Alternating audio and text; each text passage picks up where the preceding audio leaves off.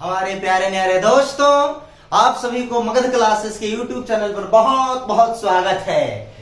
जैसा कि आप जानते हैं कि ज्योग्राफी में या फिर किसी भी प्रकार के कॉम्पिटिटिव एग्जामिनेशन में ज्योग्राफी का बहुत ही महत्वपूर्णता होती है। उसी महत्वपूर्णता को देखते हुए आज एक टॉपिक लेकर के आपके बीच में आए हैं, जो वर्ल्ड ज्योग्राफी का टॉपिक तो है ही, करंट इशू और सोशल इशू का टॉपिक है। साथ में यह इंटरनेशनल रिलेशन, अंतरराष्ट्रीय संबंध का भी टॉपिक है। दोस्तों, जैसा कि आप जानते हैं कि हम सबसे बड़ी बात करें इसमें प्यारे मित्रों, तो अभी यूक्रेन पर बात करेंगे। देखिएगा, ध्यान दीजिएगा, यूक्रेन एक देश आपको दिखाई दे रहा होगा, मैप पर दीजिए ध्यान दीजिए।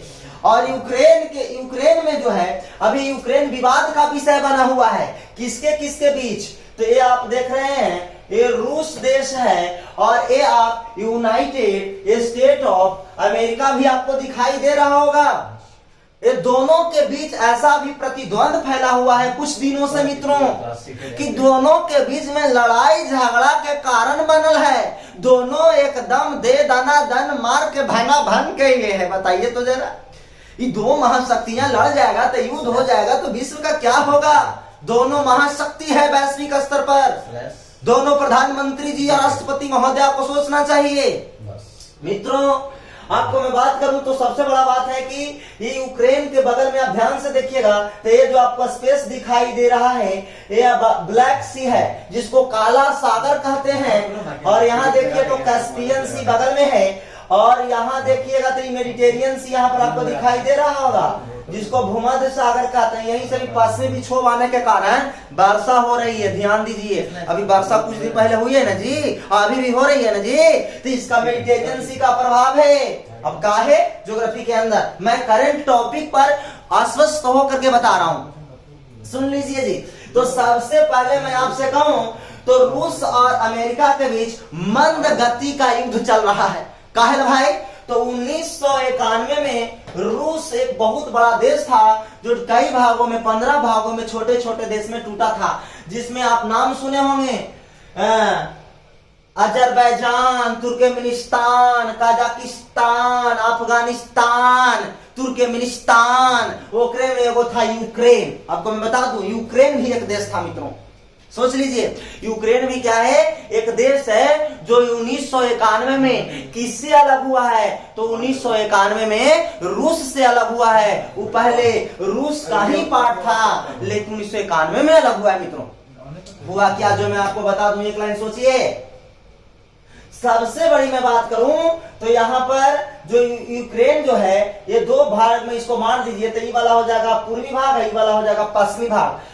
हुआ क्या है अभी वर्तमान समय में, जो आपको मैं बता दूं, सोचिए। यूक्रेन जो यूक्रेन है, यहाँ पर रूस से सटा हुआ है पूर्वी भाग। ध्यान से देखिए, सटल है कि ना जी? तो रूस में है कम्युनिस्ट सरकार। रूस में कौन सरकार है? तो कम्युनिस्ट सरकार है। रूस में कम्युनिस्ट पार्टी का सरकार है। और वो कम्युनिस्ट पार्टी की सरकार ने जो है धीरे धीरे कर करके ये वाला एरिया में अपना सरकार स्थापित करने का, पूर्वी यूक्रेन में स्थापित करने का प्रयास किया, जबकि पश्चिमी यूक्रेन जो है इससे सहमत नहीं था।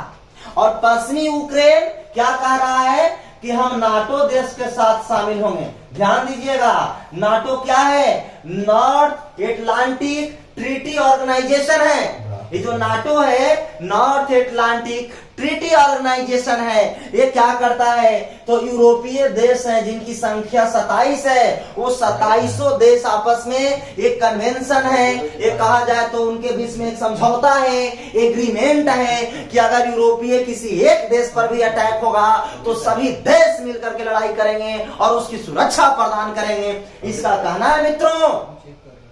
आपको एक बात और कहूं तो उसी में शामिल होना चाहता है अमेरिका ने। यह भी स्पष्ट कर दिया है यूक्रेन को कि मेरे साथ आओगे, यूक्रेन को हम सब कुछ देंगे, आप निश्चिंत रहो। मित्रों, बात को समझिए, कहना क्या चाह रहा है। और इतना ही नहीं, और एक बहुत बड़ी बात है, घटना घटी कि 2013 में जितना भी पश्चिमी यूक्रेन, ये पूर्वी हो गया, पश्चिमी हो गया भाई जी, तो जितना भी पश्चिमी यूक्रेन है और यूक्रेन वाले लोग जितना भी निर्णय ले चुके थे पहले से, कि हम जो है कि शामिल होंगे नाटो में, ही करेंगे और करेंगे, कर रहे थे। जिस फैसला को 2013 में राष्ट्रपति बदला तो कम्युनिस्ट पार्टी की ओर उसका झुकाव था, रूस की तरफ झुकाव था। ये फैसला को ही रद्द कर दिया।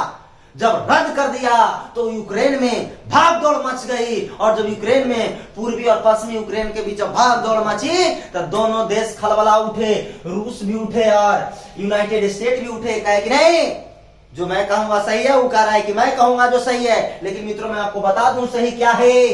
तो आप यूक्रेन के बारे में सोचिए कि 2013 से अभी तक गंभीर समस्या बना हुआ है, गंभीर समस्या बनल है, वैश्विक अशांति का कारण बन सकता है। अब कहिए काहे बनेगा? अब बताइए कि नाटो सेना है, उसका एक संगठन है, 27 देश के संगठन है जी।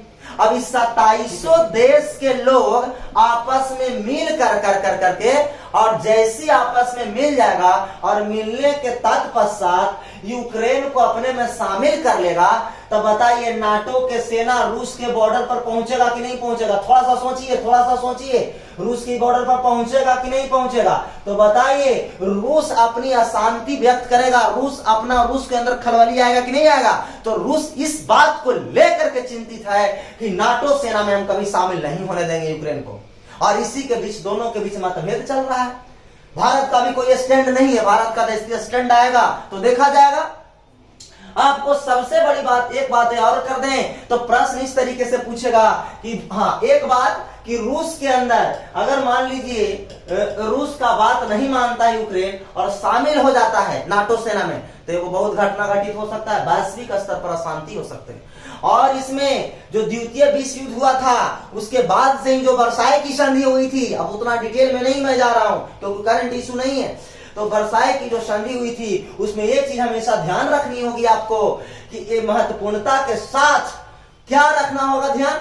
तो आप जो है से कि ये जो यूक्रेन के बगल में पोलैंड देख रहे हैं, जर्मनी देख रहे हैं, पोलैंड देख रहे हैं, इसका पड़ोसी देश है, इस सब पश्चिमी यूक्रेन को सपोर्ट दे रहा है, सपोर्ट कर रहा है और कह रहा है कि नहीं ठीक है सब अच्छा चल रहा है, कोई दिक्कत नहीं है। और इसीलिए ये दोनों देश के बीच में खलबली सा मच गया है जो कि वैश्विक अशांति का कारण है। एक प्रश्न और पूछ सकता है कि यूक्रेन जो देश है वो किसका पड़ोसी देश है? हो सकता है सवाल इस तरीके से पूछ ले, या उसका सीमा किस देशों के साथ लगता है, या फिर आपसे पूछ सकता है कि किस सागर के साथ उसका दक्षिणी सीमा लगता है। इस तरीके का भी प्रश्न पूछ सकता है। तो बताइए, अभी ब्लैक सी हम बताए हैं, तो ब्लैक सी से भी सवाल आपको पूछ सकता है कि किसके साथ सीमा लगता है। ये भी सवाल पूछ सकता है कि यूक्रेन रूस से अलग कब हुआ? तो 1991 में अलग हुआ। ये भी सवाल बन सकते हैं। और एक बात हमेशा याद रखिएगा, लड़ाई का मुख्य कारण क्या है? दो भाग में सरकार की नीतियों को बांटना। कुछ यहाँ के लोग पूंजीवादी अर्थव्यवस्था को फॉलो कर रहे हैं और कुछ कम्युनिस्टवादी अर्थव्यवस्था को फॉलो कर रहे हैं। बताइए, प्रतिद्वंदिता का मुख्य कारण तो यही है। और यही मुख्य कारण होने के कारण अभी यूक्रेन में बहुत बड़ा एक विवाद खड़ा हुआ है जो वैश्विक चिंता का विषय है। तो इसको आप देखें, समझें, और इसके साथ ही इसको हम समाप्त करते हैं। नमस्कार।